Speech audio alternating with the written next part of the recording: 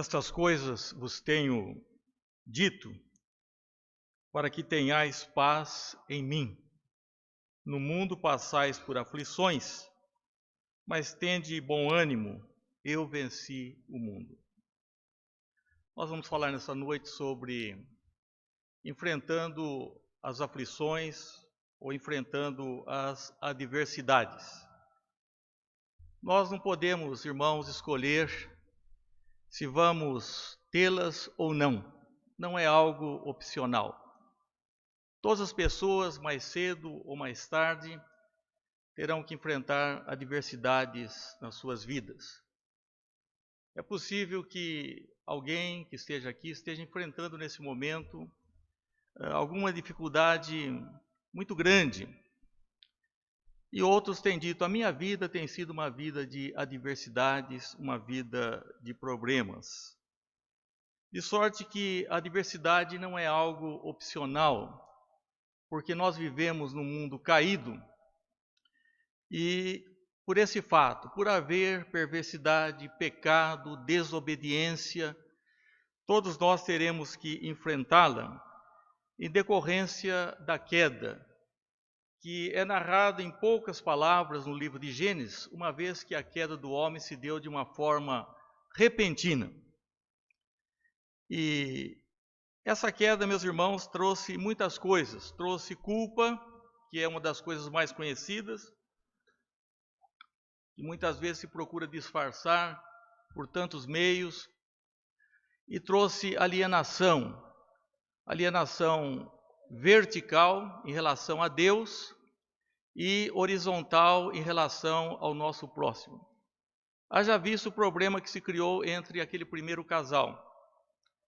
E quando eles são chamados por Deus à responsabilidade, eles procuram transferir a culpa, eles não aceitam a culpa, mas nós vemos que o homem coloca a culpa na sua esposa, a esposa na serpente, e assim nós temos visto o que esse problema da culpa, o homem que antes tinha uma comunhão com Deus, que era a habitação do Espírito Santo, agora ele se torna puramente carne. E a Bíblia diz que quem nasce da carne é carne e quem nasce do Espírito é Espírito. Mas a adversidade não atinge apenas aqueles que são carnais, que não passaram por um novo nascimento. Ela atinge a todo o gênero humano em virtude da queda e traz essa culpa e traz essa alienação, traz principalmente problemas de ordem familiar, que acredito que seja um dos maiores problemas nos dias de hoje. Na verdade, o que é uma adversidade? A adversidade é alguma coisa que traz sofrimento, que traz pressão, que traz angústia. E Jesus deixou bem claro nas suas palavras de despedida. Depois ele vai orar, ele faz a sua oração sacerdotal.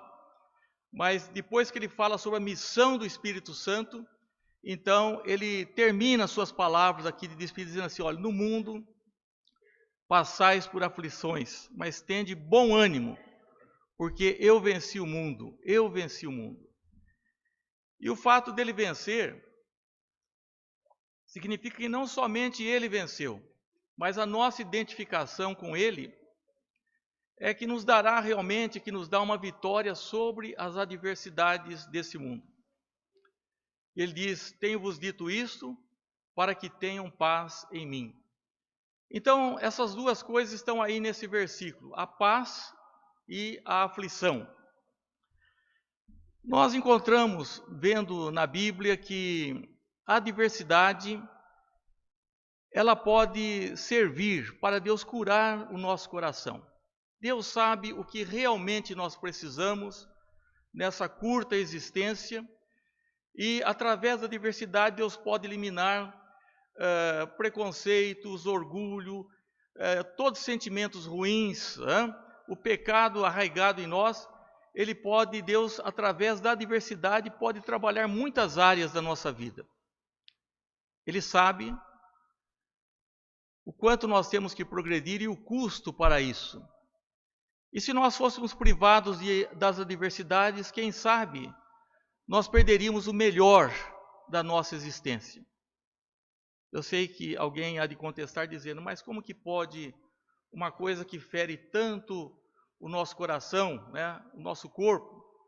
Porque nós temos uma carne que sangra, que dói, nós temos uma alma também que sente o sofrimento, e como pode algo que seja tão dolorido, de alguma forma, beneficiar a minha existência? Eu diria que se você realmente é um crente, com certeza isso irá beneficiá-lo. É só lembrar, e nós vamos fazê-lo de maneira bastante rápida, alguns personagens descritos na Bíblia. Começamos pensando em José. Ele era apenas um jovenzinho, sonhador, até certo ponto inocente. E quanta perversidade ele foi vítima por parte dos seus irmãos, que já eram homens maduros, que impingiram-lhe castigo, sofrimento, e ele acabou sendo vendido, e nós sabemos outras dificuldades que ele teve lá no país onde chegou. Nós não vamos falar de cada personagem assim, nem poderíamos falar exaustivamente, citando apenas alguns pontos. Entretanto, nós vemos que, ao final, como Deus trabalhou na vida daquele então menino, e agora chegou a ser um subfaraó, chegou a ser uma pessoa importante, cuja vida não somente serve para a nossa edificação hoje, para o nosso conhecimento que estamos lendo, fazendo uma leitura de trás para frente, mas serviu para poupar a vida de toda uma nação e também de povos circunvizinhos. Ele chegou a ser o primeiro-ministro. E talvez se perguntasse a José, você se arrependeu de viver, de ter experimentado a vida da forma como foi? Eu penso, meus irmãos, que ele diria que não. Ele diria que valeu a pena, porque ele estava vendo como se alguém está tecendo um tapete e ele vendo ao contrário.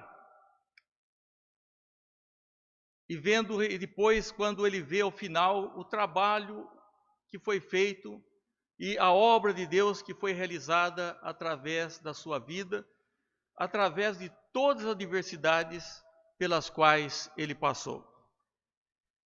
Lembramos de Moisés, que inicialmente pensou, talvez, que pelo fato de ter tido uma educação apurada, crescido no palácio, pudesse realizar a sua vocação. Mas ele chegou num ponto de tal desespero, com aquele povo, as circunstâncias lá no deserto, a ingratidão, a rebelião, pessoas que não eram realmente crentes, e chega um momento que ele vê que o povo vai perecer e fala, Senhor, risca o meu nome do livro da vida. E é claro que Deus não tomou o seu pedido aqui da forma como fez, mas nós vemos que Moisés, ao final, também teve um fim glorioso. É claro que ele mesmo não teve uma realização terrena de adentrar a terra de Canaã, mas ele viu o povo entrando naquele país, na terra prometida, e ele foi para uma circunstância muito melhor, muito superior. Naturalmente, nós podemos correr o risco de não vermos nossas realizações, mas nós entendemos os planos de Deus, e também acredito que Moisés, ao final, poderia dizer que sua vida valeu a pena. Muitos dividem a sua vida em 3 estágios. Um estágio que ele pensou que ele era alguém, o estágio que ele viu que ele não era realmente ninguém, e o estágio que ele viu que Deus pode fazer com alguém sob a sua direção. E assim são vários personagens que vão nos ensinando que nem todas as adversidades terminam aqui de uma forma trágica ou de uma forma ruim, que é preciso ver um outro lado, uma outra direção. Davi, quantas adversidades teve Davi? Algumas não convém nem mencioná-las aqui. mas a propósito cabe lembrar-nos que quanto que ele fugiu do rei Saul, né, vítima de ciúmes, né, de Davi. Ele fugiu anos de Saul, teve a sua vida em perigo. Entretanto, quando nós lemos de Davi, ele chegou a ser rei. Ele chegou a ser o rei. E não somente um rei, mas dentre os reis do povo de Deus, talvez o mais destacado, vamos dizer, talvez o mais importante, como foi Davi. E é uma história maravilhosa. É que nós não temos capacidade de ler, né? Na nossa vida mesmo, nós estamos lendo nesse instante o nosso passado, mas ainda a vida para muitos, né, não está concluída e nem verdadeiramente analisada como tem que ser. São outros tantos, meus irmãos, caso de Esther, vamos dizer um elemento feminino, né, que vivendo numa época perigosa para o povo de Deus, e a identificação, todos esses homens, eles estavam identificados com Deus e com as suas obras, com a obra de Deus. Hoje poucas pessoas sofrem por isso, porque devido à queda, as pessoas, elas pensam que Deus é um mordomo. Ah, Deus tem que resolver o meu problema. Se as coisas não saem dessa forma, ou Deus é um grande terapeuta que está à minha disposição todos os momentos. São pessoas que não compreenderam a mensagem da Bíblia, que não compreenderam ou compreenderam parcialmente as Escrituras. Esther, com risco da própria vida, ela comparece perante o rei e diz: se eu perecer, pereci. Ela estava plenamente identificada com Deus, com o seu povo, e nós temos que ter essa identificação. Que somos um povo, que temos um caminho, uma jornada a ser seguida, que temos Deus a quem servir, os seus propósitos, não mediante um povo, uma raça, mas hoje com a igreja, que para muita gente não tem a menor importância, porque na verdade às vezes estão na igreja, mas não são igreja. Não foram lavados no sangue de Cristo, não têm seus nomes escritos no livro da vida, não são habitados pelo Espírito Santo, mas estão realmente participando e não têm essa identificação e nem sequer uma preocupação. Então eles perguntam: o que a igreja pode fazer por mim? Ah, a igreja falhou comigo, houve isso aqui. Mas eles não são servos de Deus, como esses personagens foram, e cujas vidas realmente valeram a pena. Nos lembramos, meus irmãos, de Daniel. Tiraram ele lá do país dele, e ele foi para um lugar distante, uma outra civilização, e ele resolve não se contaminar. Porque hoje não há muita diferença mais, né? E então ele resolve fazer a diferença. E o que aconteceu com Daniel? As intrigas, né, palacianas, mas ele permaneceu firme.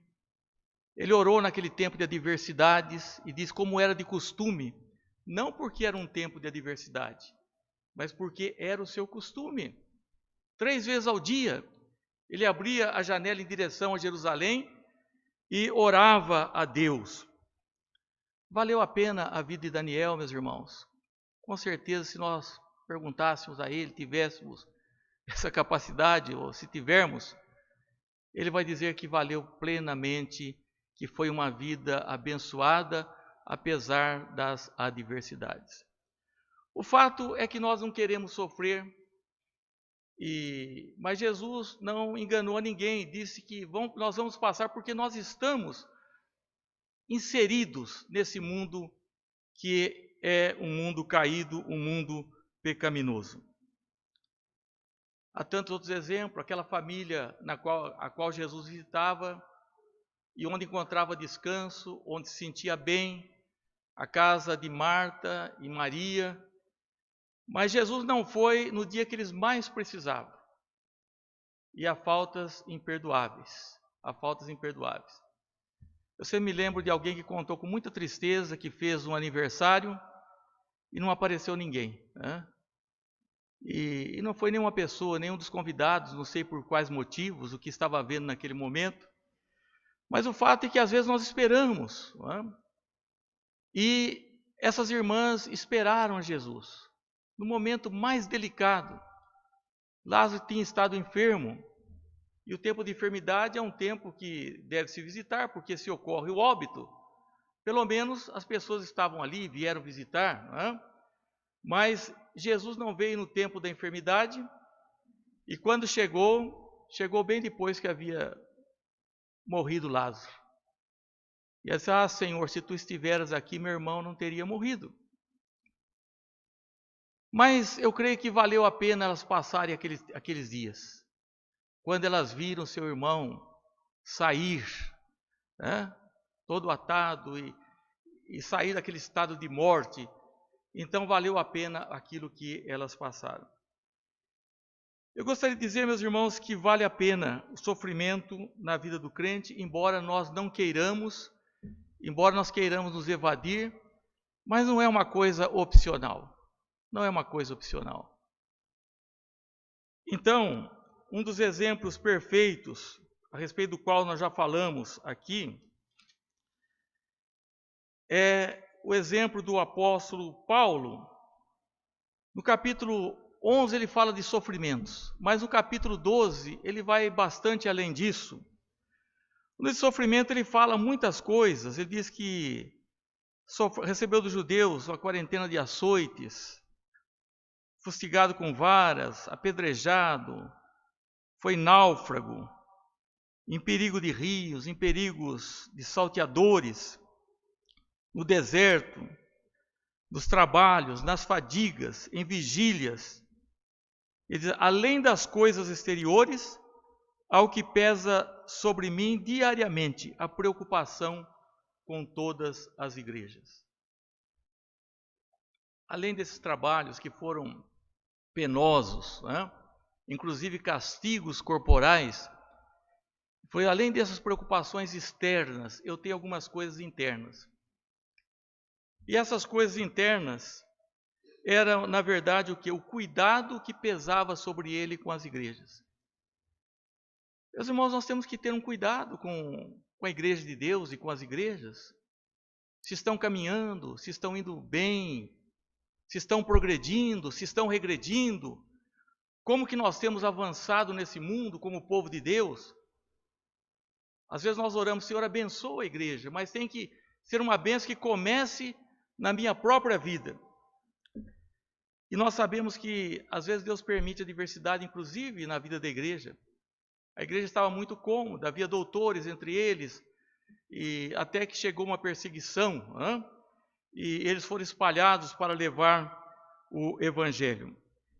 E Paulo, ele está dizendo aqui, e ele é um exemplo de pessoa que sofreu, mas ele tem uma alegria. Ele diz, e para que não me ensoberbecesse, para que eu não fosse uma pessoa vaidosa, orgulhosa, com a grandeza das revelações, foi-me posto um espinho na carne, mensageiro de Satanás, para me esbofetear, a fim de que não me exalte. Por causa disso pedi 3 vezes pedi ao Senhor que o afastasse de mim. Então ele me disse, a minha graça te basta, porque o poder se aperfeiçoa na fraqueza. De boa vontade, pois, me gloriarei nas fraquezas, para que sobre mim repouse o poder de Cristo. Pelo que sinto poder nas fraquezas, nas injúrias, nas necessidades, nas perseguições, nas angústias, por amor de Cristo, porque quando sou fraco, então é que sou forte. As adversidades de Paulo eram naturalmente por amor de Cristo. Às vezes as pessoas sofrem por desejos egoístas, por maldade no seu coração, coisas pecaminosas que estão abrigando, mas jamais porque querem servir a Deus, porque querem fazer a vontade de Deus, porque têm preocupações com a igreja, que têm preocupações com a obra de Deus. E Paulo está dizendo aqui, inclusive, com as angústias. E esse é um texto tão fácil de ler, tão gostoso de ler, mas muito difícil de experimentar. Um texto muito difícil de se praticar. E às vezes até dizer, bom, isso não tem nada a ver comigo, né? Os meus problemas são outros, os meus problemas são de outra natureza. Geralmente todos os problemas estão aí, meus irmãos, imbuídos o pecado. A culpa, a alienação de Deus, a alienação do próximo, a falta de perdão, o orgulho, a hipocrisia, a mentira, quando o Espírito Santo não habita o coração do homem. Então, ali está a carnalidade e também esse ser terrível que é o nosso adversário, já que nós estamos falando de adversidade. Diria que essas coisas realmente nos beneficiam, mas quando vem a adversidade na vida das pessoas, nós temos duas maneiras de reagir. Nós reagimos assim, bom, eu vou reagir bem, eu vou permanecer fiel, eu vou viver para a glória de Deus, ou eu vou me distanciar. Conheci pessoas que distanciaram, alguns que abandonaram a igreja, depois abandonaram a família, e são as duas coisas que nós podemos optar. Será que as adversidades têm fortalecido a nossa vida espiritual ou têm atrapalhado? Porque a pessoa que se distancia, ela começa a negar a existência de Deus. Ah, mas será que Deus existe? Será que Jesus Cristo é o único caminho da salvação? Pôr em dúvida as Escrituras. Mas não somente isso, eles começam a culpar o próprio Deus e levantar o dedo contra Deus. E dizer, se existe Deus, por que Deus permitiu? Ou que Deus permite que eu viva assim? Ou eu passe por isso? Então, é uma maneira de se distanciar. E a pessoa, quando se distancia, às vezes fica amarga. E é fácil distinguir uma amargura, meus irmãos, porque todos nós trazemos algumas feridas no nosso coração e talvez possamos esquecê-las, né? Alguma coisa que nós gostaríamos de ganhar, não digo coisas materiais, porque nós já passamos realmente dessa idade, e parece, eu, por exemplo, quando vou a uma loja, fico pensando, eu não sinto necessidade de mais nada, eu estou realmente satisfeito, né? Mas esconder uma ferida é até possível, é difícil esconder uma amargura. A amargura, ela fica exposta e é difícil viver com uma pessoa amargurada. Por isso, às vezes, acontece tantas coisas, né? As dificuldades de convivência com pessoas que se deixam, né, amargar e, no fundo, tudo isso é, na verdade, um distanciamento, uma revolta contra Deus. Basta ler o fruto do Espírito e nós veremos realmente o que marca uma pessoa cheia do Espírito Santo. Ou também podemos nos aproximar mais de Deus quando vem a adversidade.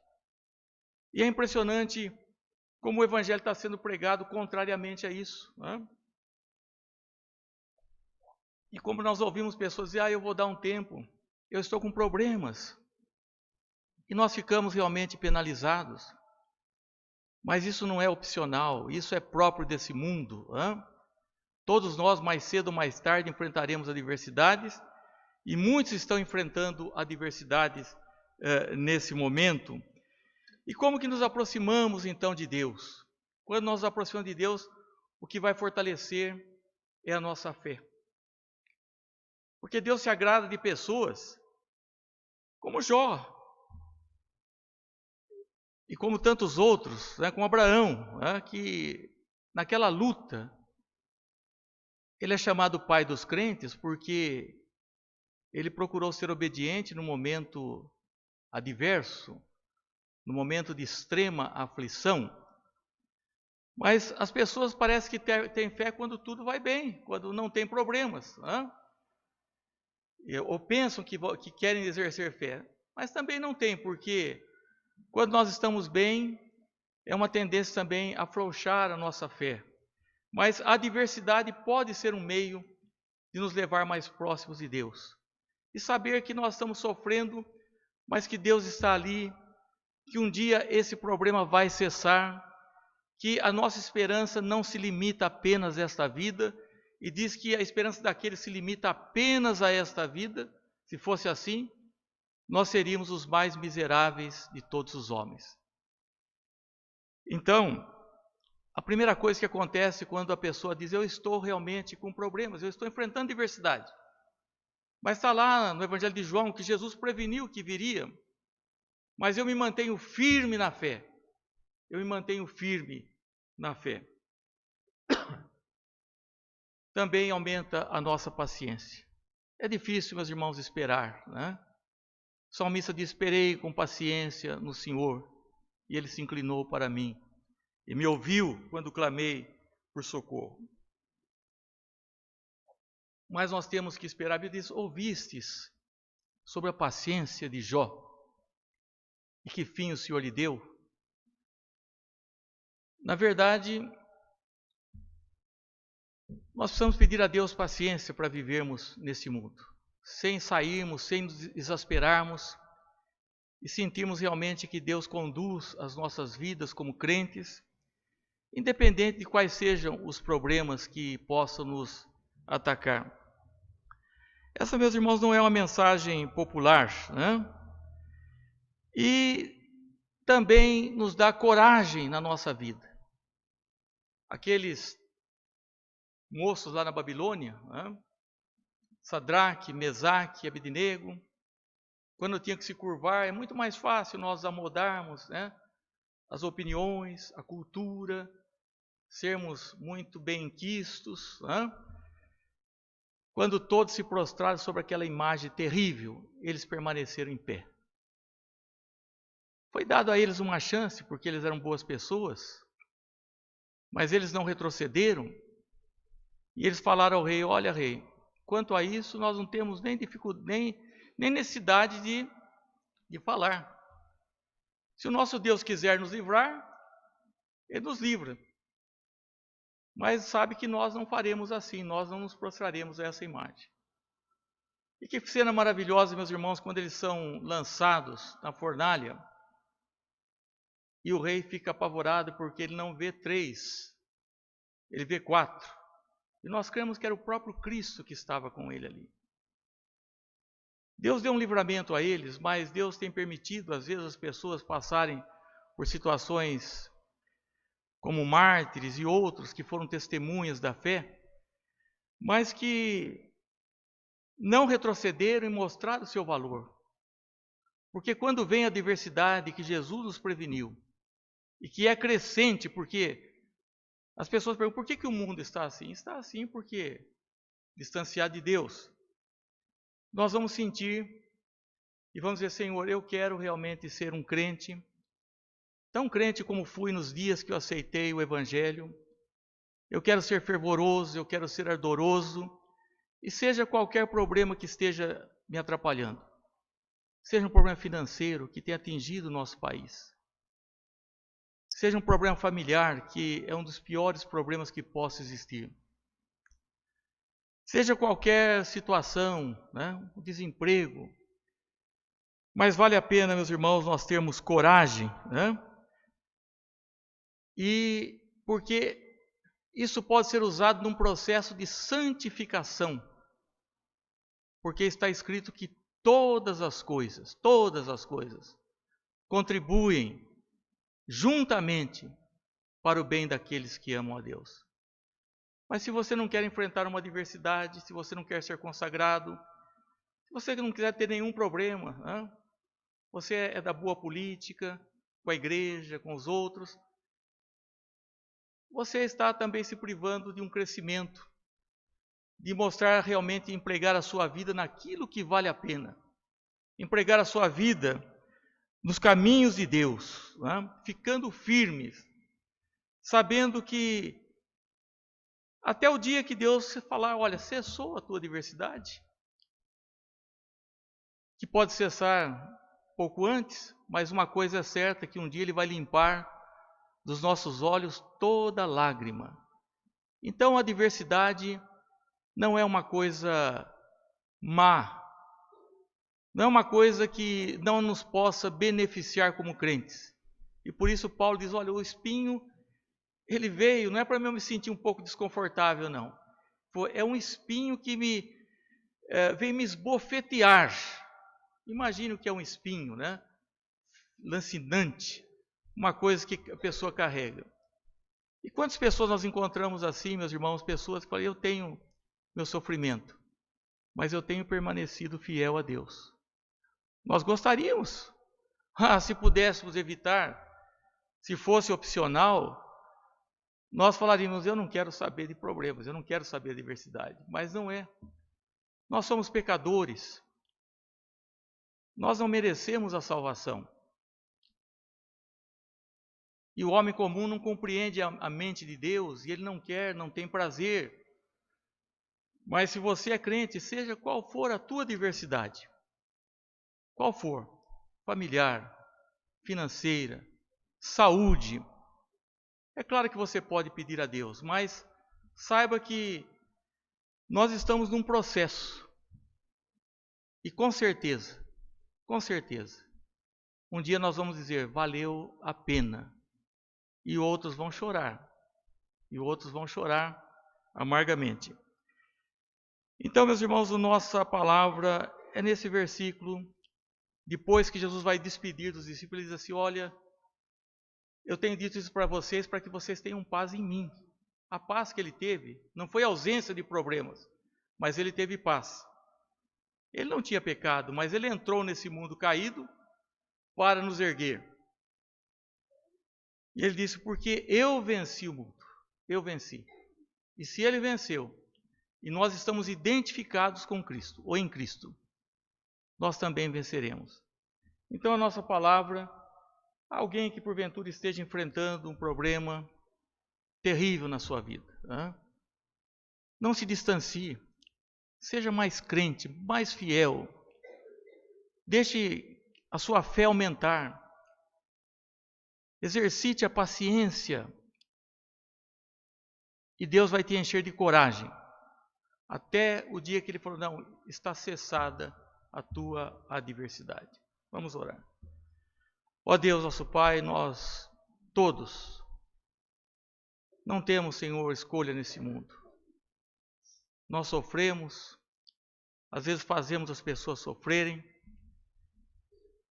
Sentimos, Senhor, a nossa propensão que atingiu a nossa vontade, porque acabamos escolhendo o mal. Atingiu as nossas emoções, que é um turbilhão de problemas. Os nossos pensamentos, porque deveríamos estar cheios dos teus pensamentos, ó Deus, e confiados na tua provisão, no teu cuidado. Pedimos a tua bênção sobre nós, sobre as famílias que representamos. Seja os problemas quais forem, nós não sabemos o problema do espinho na carne do apóstolo Paulo, mas sabemos que ele orou. E nós pensamos que não foram orações superficiais, mas foram clamores, e ele entendeu que havia alguma coisa suficiente para dar continuidade à sua vida. Ele entendeu que a tua graça é suficiente. Nós te damos graças pelos momentos de refrigério, mesmo num mundo tão terrível, onde Satanás, o mundo e a carnalidade tentam impor suas forças. O Senhor tem dado momentos de refrigério, mas também temos passado pela adversidade. E nós suplicamos, ó Deus,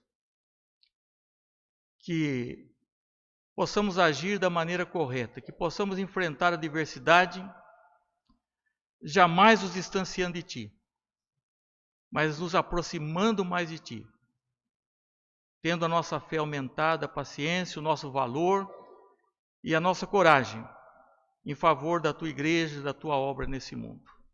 Em nome de Jesus. Amém, Senhor.